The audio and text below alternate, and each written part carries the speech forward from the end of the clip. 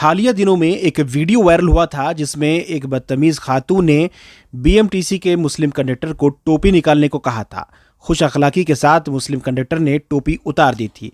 वो वीडियो लगातार वायरल हुआ जिसके बाद बीएमटीसी भी सख्ते में आ गया।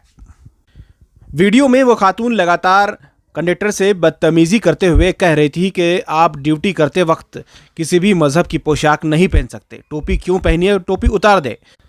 कंडक्टर मासूमी के साथ उस टोपी को उतार देता है। इसके बाद वो वीडियो लगातार वायरल हुआ। इसके बाद बीएमटीसी ने भी साफ किया है कि मजहबी टोपी पहनना या यप्पा स्वामी को जाने वाले काले कपड़े पहनकर आते हैं, इस तरह के किसी भी मजहबी चीज़ों के लिए कोई रूल ही नहीं बना है।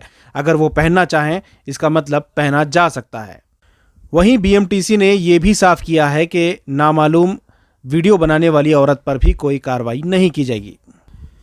दूसरी जानिब डेवलपमेंट यह है कि ट्रांसपोर्ट मिनिस्टर की बेटी साबिक एमएलए सौम्या रेड्डी ने मजलूम कंडक्टर आसिफ पटेल से मुलाकात की। आसिफ पटेल वही कंडक्टर हैं जिनके साथ ये जुल्म हुआ था, जिसकी टोपी उछाली गई थी।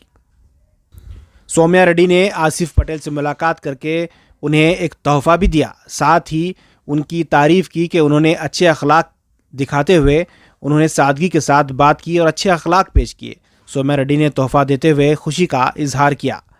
लेकिन सवाल ये पैदा होता है कि जब बीएमटीसी ने यह साफ कर दिया है कि टोपी या किसी भी मजहबी चीज़ को पहना जा सकता है, यानी कि इस पर कोई कानून ही नहीं बना है, तो फिर इस औरत पर कार्रवाई क्यों नहीं की जा रही? सर, ನಿಮ್ಮ ಯೂನಿಫಾರ್ಮ್ ಅಲ್ಲಿ ಟೋಪಿ ಹಾಕೋದಿದೆಯಾ?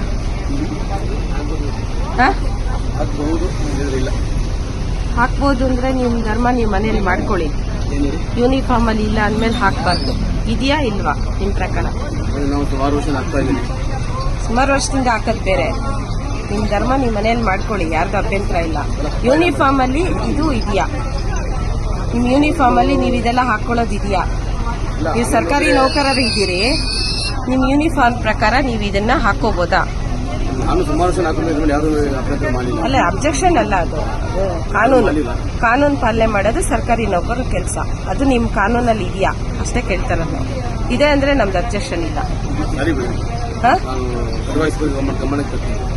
ಯಾರ ಗಮನಕ್ಕೆ? ನಿಮ್ಮ MD ಅವ್ರ ಗಮನಕ್ಕೆ ತರಬೇಕಾ ನಾವು? ಅಲ್ಲ, ನಾನು ಅದಕ್ಕೆ ವಿಡಿಯೋ ಮಾಡ್ಕೋತಾ ಇದ್ದೀನಿ. ಇವಾಗ ಇದಿದೆ ಅಂತ ಇಲ್ಲ ಅಂತ ನಿಮ್ಮ ಪ್ರಕಾರ? ಅಲ್ಲ, ನಿಮ್ಮ ಪ್ರಕಾರ ಇದೆಯಾ ಇಲ್ವಾ? ನೀವು ಹಾಕೋದೇ ಕಾನೂನಲ್ಲ, ಇದೆಯಾ ಇಲ್ವಾ ಅಷ್ಟೇ ನಾವು ಕೇಳ್ತೀವಿ. ಕಾನೂನಲ್ಲಿ ಇದೆ ಅಂದ್ರೆ ನಮ್ದು ಅಭ್ಯಂತರ ಇಲ್ಲ. ಇರಬಹುದು, ಬೇಡ. ನಿಮ್ಗೆ ಗೊತ್ತಿಲ್ಲ ಅಂದ್ರೆ ತೆಗೆದ್ಬಿಡಿ, ಚೇಂಜ್ ಮಾಡ್ಕೊಳ್ಳಿ. ಗೊತ್ತಿಲ್ಲ ಅಂದ್ರೆ ತೆಗೀರಿ. ಇವಾಗ ಹಾಗಾದ್ರೆ ತೆಗೆದ್ಬಿಡಿ. ಈಗ ನಿಮ್ಮ ಮನೆಯಲ್ಲಿ ಹಾಕೊಳ್ಳಿ, ನಿಮ್ಮ ಮಸೀದಿಯಲ್ಲಿ ಹಾಕೊಳ್ಳಿ, ನಾವು ಬೇಡ ಅನ್ನಲ್ಲ. ಇಲ್ಲ ಇಲ್ಲ, ಬೇಡ. ಕಾನೂನು ಅಂದ್ಮೇಲೆ ಎಲ್ರಿಗೂ ಒಂದೇ, ನಿಮ್ದು ಬೇರೆ ನಮ್ದು ಬೇರೆ ಅಲ್ಲ. ತೆಗೆದ್ಬಿಡಿ, ಈಗ ತೆಗೆದ್ಬಿಡಿ ಸರ್. ಆಯ್ತು ಬಿಡಿ.